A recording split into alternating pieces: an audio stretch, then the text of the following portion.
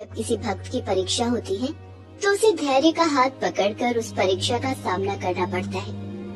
लेकिन धैर्य रखना आसान काम तो नहीं, लेकिन सच्चा भक्त खुद से कुछ नहीं करता, वो तो सब कुछ ईश्वर पर छोड़ देता है। ये कहानी दुर्गा भक्त ललिता की है, जो अपने जीवन में बड़ी परीक्षा से गुजर रही है, लेकिन माता रानी पर उसका विश्वास बिल्कुल अटूट है। हे माँ, बस हर दिन इसी प्रार्थना के साथ आपके पास आती हूँ कि अपनी कृपा से कभी वंचित मत करना मुझे। चाहे जीवन में कैसी भी परिस्थिति आए, मेरा हाथ थामे रखना। ललिता का पति श्याम बिहारी बिस्तर पर है। उसकी रीढ़ की हड्डी पूरी तरह टूट गई है, जिसके कारण वो उठने बैठने में असमर्थ है। 3 महीने पहले की बात है। वो बिजली के पोल पर चढ़कर बिजली के तार में आई गड़बड़ी को दूर कर रहा था। अचानक तार में करंट आ गया और उसे जोर का झटका लगा। वो 40 फुट ऊपर से नीचे आ गिरा। नीचे गिरकर वो बेहोश हो गया। वो तो भला हो वहाँ खड़े लोगों का, जो उसे तुरंत अस्पताल ले गए। जान तो उसकी बच गई, लेकिन जिंदगी भर के लिए वो अपाहिज हो गया। हे माता रानी, आपका बहुत बहुत धन्यवाद, आपने इनकी जान बचा ली। अरे किस बात का धन्यवाद दे रही हो अपनी माँ को? इस तरह की अपाहिज की जिंदगी से अच्छा था कि मुझे मौत ही आ जाती। ऐसा मत कहिए जी, आपके बिना मैं जीने की सोच भी नहीं सकती। श्याम बिहारी के साथ हुए इस हादसे के बाद घर में रोटी की किल्लत हो गई। घर का खर्च और श्याम बिहारी के इलाज के लिए ललिता को झाड़ू पोछे और खाना बनाने का काम एक अमीर औरत जिसका नाम नंदिनी था, वहाँ शुरू करना पड़ा। नंदिनी के पास पैसा तो बहुत था, लेकिन उसका दिल बहुत छोटा था। ललिता को अगर किसी भी दिन जरा सा भी लेट हो जाता तो, पूरे 5 मिनट लेट हो तुम्हें कितनी बार कहा है कि तुम 1 मिनट भी लेट करोगी तो मैं तेरी उस दिन की पगार काट लूंगी, तुम्हारी आज की पगार भी कट हो जाएगी। मालकिन, आपको तो पता है ना, मेरे पति बहुत बीमार है। सुबह उठकर पहले उन्हें मुझे खुद नहलाना धुलाना पड़ता है, उनके लिए खाना बनाकर उन्हें खिलाना होता है, फिर मैं यहाँ के लिए आती हूँ। या तो तू यहाँ काम कर रहे या पति की सेवा। मेरे काम में कोताही होगी तो मैं तो पैसे देने से रही, क्योंकि मुझे पैसे लुटाने में विश्वास नहीं है। चल अब मुँह मत देख, बहुत सारा काम पड़ा है घर का, वो जल्दी से कर। ललिता को कुल मिलाकर 2000 रुपए मिलते थे। उसमें भी नंदिनी किसी न किसी बहाने से हर महीने 500-700 रुपए काट लेती। अब इतने कम पैसों में वो क्या खाती और क्या अपने पति की दवाई खरीदती। ललिता हर दिन काम खत्म करके शाम को जब घर लौटती तो वो दुर्गा मंदिर में जरूर जाती और माता से अपना सुख दुख कहती। इस बार भी मालकिन ने मेरी पगार के बहुत सारे पैसे काट लिए हैं। इस बार तो मेरे हाथ में सिर्फ 1000 रुपए आए हैं माँ। अब तो ही बता, मैं इन पैसों से कैसे घर चलाऊं? मकान मालिक का किराया, घर का राशन, पति की दवा, कैसे होगा ये सब माँ, कैसे? देख माँ, मेरा भरोसा तुझ पर ही है, तुझे ही पार लगाना होगा। उस रोज जब वो मंदिर से घर जा रही थी तब उसकी नजर मंदिर की सीढ़ियों पर बैठी एक बहुत ही कमजोर से दिखने वाली लड़की पर गई। ललिता को देखते ही उसने अपने हाथ उसकी ओर फैला दिए। कई दिनों से कुछ नहीं खाया है, 2 रोटी खिला दो ना माँ, खिला दो ना। उस बच्ची की हालत देखकर ललिता का दिल भर आया। बेटी, खाने को तो कुछ भी नहीं है मेरे पास, रुक मैं तेरे लिए कुछ लेकर आती हूँ। ललिता ने बच्ची के लिए मंदिर के पास वाली दुकान से पूरी और सब्जी खरीदी और उसे खाने के लिए दिया। बच्ची ने मुस्कुराते हुए वो खाना ले लिया। बेटी, भरपेट खाना खा लेना और ये ले कुछ पैसे भी, अगर फिर से भूख लगे तो। ये कहकर ललिता वहाँ से चल दी। अभी वो थोड़ी दूरी गई थी कि जोरों की बारिश शुरू हो गई। वो बारिश की परवाह किए बिना घर जा रही थी। जैसे ही वो घर में प्रवेश करने वाली थी, उसने देखा कि वो बच्ची फिर से उसके सामने आ गई। वो बारिश में पूरी तरह भीग गई और थर-थर कांप रही थी। अरे बेटी, तुम यहाँ? तुम तो पूरी तरह भीग गई हो। चलो आओ मेरे घर में, नहीं तो तुम्हारी तबीयत खराब हो जाएगी। तभी वो बच्ची अचानक छींकने लगी। ओह देखा, छींकने लगी ना तुम। ललिता ने अपने पति समेत उस बच्ची की रात भर देखभाल की, उसे गर्म तेल लगाया। अगली सुबह, माँ मेरा तो कोई भी नहीं है, आप तो बहुत अच्छी हैं, क्या मैं आपके साथ रह सकती हूँ? ललिता एक पल को सोच में पड़ गई कि उसका और उसके पति का जीवन बहुत ही कठिनाई से गुजर रहा है। अगर ये बच्ची भी साथ में रहेगी तो फिर वो उसे कैसे भरपेट खाना खिलाएगी। लेकिन फिर उसने अपने घर में रखी दुर्गा की मूर्ति को देखा और फिर मुस्कुराकर उस बच्ची से कहा, ठीक है बेटी, तुम हमारे साथ रहो। उस दिन जब वो शाम को काम से लौट रही थी तो उसने माता रानी को कहा कि माता रानी, चलाने वाली तू है, इसलिए मुझे कोई चिंता नहीं। तुझे तो सब पता है ना, बस माँ निभा देना, कभी वो बच्ची भूखी न रहे, इतनी कृपा जरूर कर देना। वो बच्ची ललिता के साथ ही रहने लगी। लेकिन एक बार की बात है, बहुत तेज बारिश हो रही थी, लेकिन उस बारिश में भी ललिता को काम करने जाना था, क्योंकि अगर वो नहीं जाती तो उसकी मालकिन पैसे काट लेती। वो पहुंच तो गई, लेकिन बारिश के कारण देर तो हो ही गई थी। तेरी हालत ना कुत्ते की पूंछ की तरह है, जो कभी सीधी नहीं हो सकती। अरे कितनी बार कहा लेट मत कर, लेकिन तू है कि मेरी बातों को एक कान से सुनती है, दूसरे कान से निकाल देती है। मालकिन, बाहर बहुत तेज बारिश हो रही थी, देखिए ना मैं भीगती भीगती आई हूँ। तो कौन सा एहसान कर दिया मुझ पर। चल अब बातें मत बना और काम पर लग जा, और हाँ, आज के पैसे तुझे नहीं मिलेंगे। ललिता भीगे कपड़ों में काम करने लगी। उस रात जब वो घर पहुंची तो उसे तेज बुखार हो गया। अगली सुबह तो बुखार इतना ज्यादा था कि उससे बिस्तर से भी उठा नहीं जा रहा था। लेकिन उसके दिमाग में एक ही बात चल रही थी, अगर मैं काम पर नहीं गई तो मेम साहब फिर गुस्सा होंगी और पैसे काटेगी वो अलग, फिर घर का चूल्हा कैसे जलेगा, वो बच्ची, मेरे पति क्या खाएंगे। वो काम पर जाने की तैयारी करने लगी, लेकिन उसके पैर साथ नहीं दे रहे थे। वो धड़ाम से गिर गई। तब वो बच्ची भागती हुई उसके पास आई और उसे उठाने लगी। माँ, तुम्हें तो तेज बुखार है, तुमने मुझे बोला क्यों नहीं? नहीं नहीं, मैं ठीक हूँ बेटी। नहीं माँ, तुम ठीक नहीं हो, तुम आराम करो। नहीं बेटा, मैं आराम करूंगी तो मालकिन पैसे काट लेगी, मुझे जाना होगा। नहीं माँ, तुझे मेरी कसम, तू काम पर नहीं जाएगी, तेरे बदले मैं जाऊंगी। अरे ये क्या कह रही है तू मेरी बेटी है, तुझे मैं नौकरानी नहीं बनाऊंगी। नहीं नहीं, तू कहीं नहीं जाएगी। माँ देख, तेरी तबीयत अभी ठीक नहीं है, मुझे काम पर जाने दे, इससे मालकिन पैसे नहीं काटेगी। नहीं तो अगर वो पैसे काटेगी तो फिर बाबूजी की दवाई कैसे आएगी, घर का खर्चा कैसे चलेगा। जिद करके वो छोटी बच्ची नंदिनी के यहाँ काम पर चली गई और वहाँ उसने बताया कि वो ललिता की बेटी है, उनकी तबीयत खराब है, इसलिए वो कुछ दिन काम पर नहीं आएगी, उसके बदले वो आएगी। ठीक है, साफ से काम करना, मुझे काम चोरी पसंद नहीं है। ललिता की जगह पर वो बच्ची नंदिनी के यहाँ काम करने लगी। वो उसके यहाँ झाड़ू लगाती, कपड़े धोती, बर्तन मांजती, खाना भी बनाती। शाम को फिर वो वापस लौट जाती। उस बच्ची को काम पर जाते हुए 4-5 दिन हो गए थे।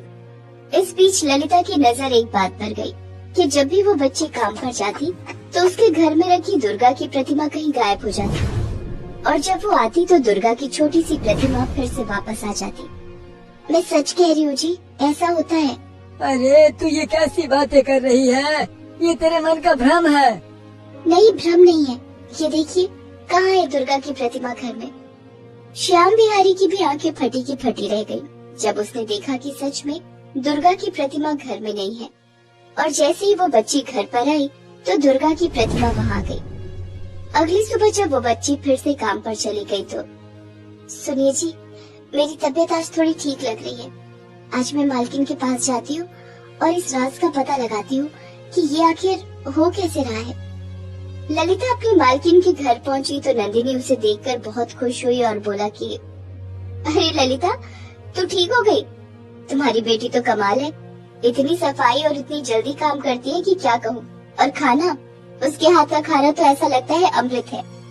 नंदिनी अपनी बात कह रही थी, लेकिन ललिता ने उसकी बात को अनसुना किया और उसके घर के अंदर चली गई। वहाँ जाकर देखा कि वो छोटी सी बच्ची पोछा लगा रही है। ललिता ने ये देखा तो उसके पास गई और उसके हाथ जोड़कर खड़ी हो गई और कहा, कौन है तू बेटी, कौन है, सच सच बता तू कौन है। ललिता को रोते देख उस बच्ची ने उसके आंसू पोंछे और वो अपने असली रूप यानी दुर्गा माँ के रूप में आ गई। उसे देखकर ललिता और भी जोरों से रोने लगी। माँ, तू मेरे लिए नौकरानी बन गई, ये क्या कर दिया माँ, मुझसे इतना बड़ा पाप कैसे हो गया। अरे बेटी, तुझसे कोई पाप नहीं हुआ है, भक्त तो भगवान की सेवा करते ही हैं, लेकिन भगवान भी भक्त की सेवा के लिए हमेशा तैयार रहते हैं और तू मेरी सच्ची भक्त है बेटी। आज से तेरे सारे दुख खत्म हो जाएंगे, ये मेरा आशीर्वाद है। जब वो बातें कर रहे थे तभी नंदिनी भी वहाँ आ गई और माँ दुर्गा और ललिता की बात उसने सुनी तो, हे माँ दुर्गा, आप मेरे घर में नौकरानी का काम करती रही और मैं आपको पहचान नहीं पाई, मुझे माफ कर दीजिए माँ। नंदिनी, धन का घमंड अच्छा नहीं। हम संसार में लोगों की मदद के लिए आए हैं, न कि शोषण के लिए। तुमने ललिता के साथ कितना बुरा व्यवहार किया है, तुम्हें पता है ना? देखो, जो करोगी यही भरना होगा, याद रखना। ये कहकर दुर्गा माँ अंदर ध्यान हो गई। नंदिनी ने अपने किए की माफी ललिता से मांगी। ललिता ने उसे माफ कर दिया। उस दिन जब ललिता अपने घर गई तो उसका पति पूरी तरह ठीक हो चुका था। यही नहीं, उसकी छोटी सी झोपड़ी में उसे रुपयों से भरा एक घड़ा भी मिला। दुर्गा माँ का यह चमत्कार देख सभी ने कहा, प्रेम से बोलो जय माता दी, जोर से बोलो जय माता दी, जय माता दी, जय माता दी।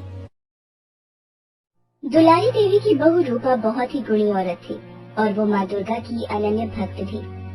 लेकिन दुलारी देवी उसे हमेशा ताने दिया करती और इसका सबसे बड़ा कारण था शादी के 13 साल बाद भी उसकी गोद का न भरना। पता नहीं वो कौन सा मुहूर्त था जब मैंने अपने बेटे राकेश की शादी इस बांध से करा दी। मेरी तो किस्मत ही फूट गई और मेरा वंश निर्वंश हो गया। राकेश और रूपा दुलारी के स्वभाव को जानते थे। दोनों उनकी खूब इज्जत भी करते थे, इसलिए वो चुपचाप उनके कड़वे बोल सुन लेते थे, खासकर रूपा। एक दिन जब वो माता रानी की पूजा कर रही थी और उन्हें भोग लगा रही थी, मैया, मैं जानती हूँ कि जो मैं बोलती भी नहीं वो भी आप सुन लेती हैं। मेरे वो आंसू भी आप देख लेती हैं जो और कोई नहीं देखता। मैं नहीं जानती मेरे भविष्य में माँ बनने का सुख लिखा है कि नहीं, लेकिन इतना जानती हूँ कि आप मेरे साथ हैं तो मैं सब कुछ सह लूंगी। रूपा स्वभाव से जितनी दयालु और बड़े दिल की थी, उसकी सास उतनी कंजूस। इंसान तो इंसान, अगर रूपा जानवरों को भी कुछ दे देती तो वो विकराल रूप धारण कर लेती और रूपा को इतनी बातें सुनाती कि रूपा की आंखों से झरझर कर आंसू बहने लगते। एक दिन की बात है, दोपहर का समय था।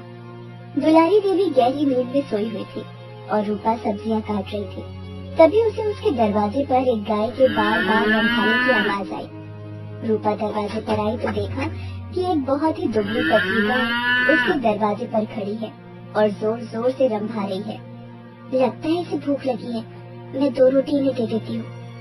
रूपा जल्दी से रसोई जाकर 2 रोटी और थोड़ा सा चावल ले आई और गौ माता को खुद अपने हाथों से खिलाने लगी। भूख लगी है माँ, खा, भरपेट खा। रूपा गौ माता को खिला ही रही थी, तभी पता नहीं कैसे दुलारी देवी की नींद खुल गई और उसने जैसे ही रूपा को गाय को खिलाते देखा तो आग बबूला हो गई। अरे लुटा दे, सब कुछ लुटा दे और भी रसोई में जो कुछ है सब इस मरियल गाय को खिला दे और ला दे हमें सड़क पर। अरे तू कितने भी दान पुण्य कर ले, तेरी गोद भरने से नहीं। एक बार फिर से रूपा की सास की चली कटी बातों से उसके दिल पर ठेस पहुंची और उसकी आंखों में आंसू आ गए। वो चुपचाप आंसू बहाते हुए वहाँ से चली गई। उधर स्वर्ग में बैठी माँ दुर्गा ने जब अपने भक्त पर ऐसी व्यवस्था देखी तो आज मैं स्वयं गौ माता के वेश में रूपा की परीक्षा लेने और उसे आशीर्वाद देने गई थी। वो परीक्षा में उत्तीर्ण हो गई, लेकिन मुझे इसकी सास को कुछ लीला दिखानी होगी। ये मेरी भक्त पर बहुत अत्याचार करती है और दान पुण्य को गलत समझती है।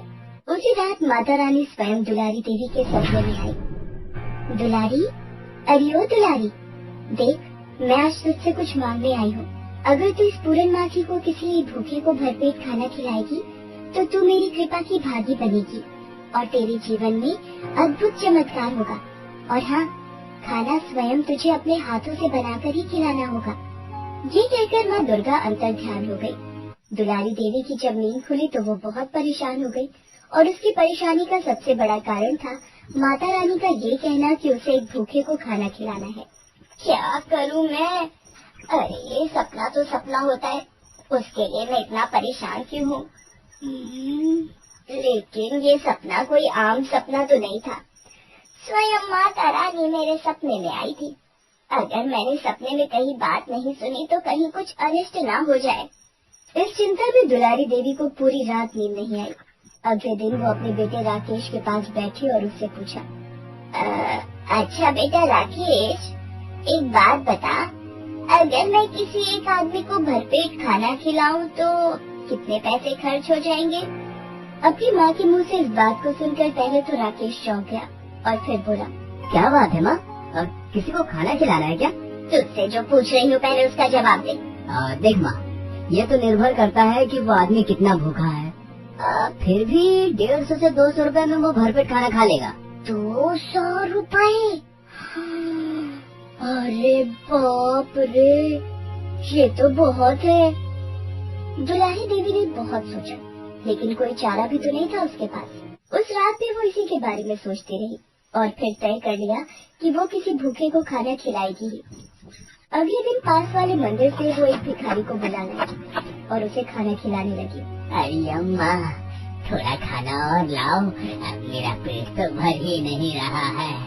लाती हूँ। लेकिन दुलारी देवी उस भिखारी को खाना खिलाती रही। उसका पेट ही नहीं भरा। वो उसे पूरी और हलवा परोसती रही और वो मांगता ही रहा। अरे बाप रे, इस भिखमंगे का पेट है या कोई गुफा? खाए जा रहा है लेकिन इसका पेट ही नहीं भर रहा है। सुबह से शाम हो गई, वो भिखारी खाता रहा, लेकिन उसका पेट था कि भरने का नाम ही नहीं ले रहा था। क्या करूं? मैं इसे खिलाने से इनकार भी तो नहीं कर सकती। ये माता रानी ने मुझे किस संकट में डाल दिया। दुलारी देवी उसे खिलाती रही। अब तो घर का सारा राशन भी खत्म हो गया, लेकिन उसका पेट नहीं भरा। दुलारी देवी चाह कर भी उस भिखारी को खिलाने से मना नहीं कर सकती थी, क्योंकि उसे लग रहा था कि ऐसा करने पर माता रुष्ट हो जाएगी। धीरे धीरे दुलारी ने घर में रखे पैसे से और अनाज मंगाया, लेकिन वो भी वो खा गया। और एक समय ऐसा आया कि दुलारी देवी का सब कुछ बिक गया उस भिखारी को खिलाने में। हो गया अम्मा, हो गया, मेरा पेट भर गया। भिखारी तो चला गया, लेकिन दुलारी देवी खुद भिखारी बन गई और उसी मंदिर के बाहर भीख मांगने लगी। भगवान के नाम पर कुछ दे दो बाबा, 1 रोटी दे दो बाबा, 1 रुपया 2 रुपया जो है दे दो बाबा। ये बुढ़िया, चल भाग यहाँ से, हमारे पास तुम्हारे लिए कुछ भी नहीं है। हट! ये कहकर उस आदमी ने दुलारी देवी को जोर का धक्का मार दिया। वो दूर जा गिरी और जैसे ही वो गिरी दुलारी देवी की नींद खुल गई। उसने देखा कि वो तो अपने घर में है, वो भीख नहीं मांग रही। हे भगवान, कितना बुरा सपना था ये। उस भिखारी को भोजन कराने में तो मेरा सब कुछ लुट गया था। नहीं, मैं किसी बड़े आदमी को खाना खिलाने नहीं बुलाऊंगी। लेकिन पूर्णमासी के दिन किसी को तो खाना खिलाना ही है।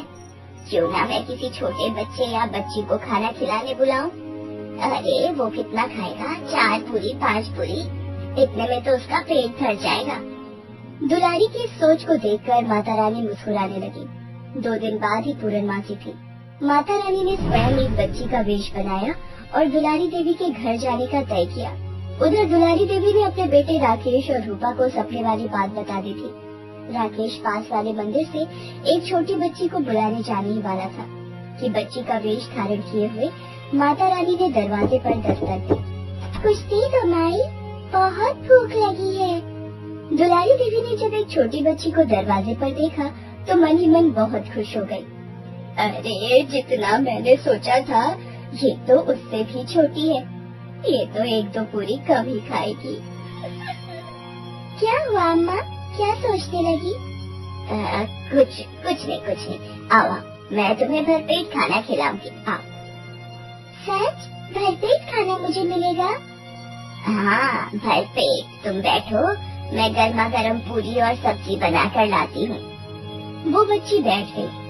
उधर दुलारी जैसे ही रसोई में गई तो उसने देखा कि रसोई में तो कुछ भी खाने का नहीं है, जबकि उसने खुद अपने हाथों से सब्जी और खीर बनाई थी और पूरी तलने की तैयारी कर रही थी। अरे वो सारे पकवान कहाँ चले गए? ये कैसे हो सकता है?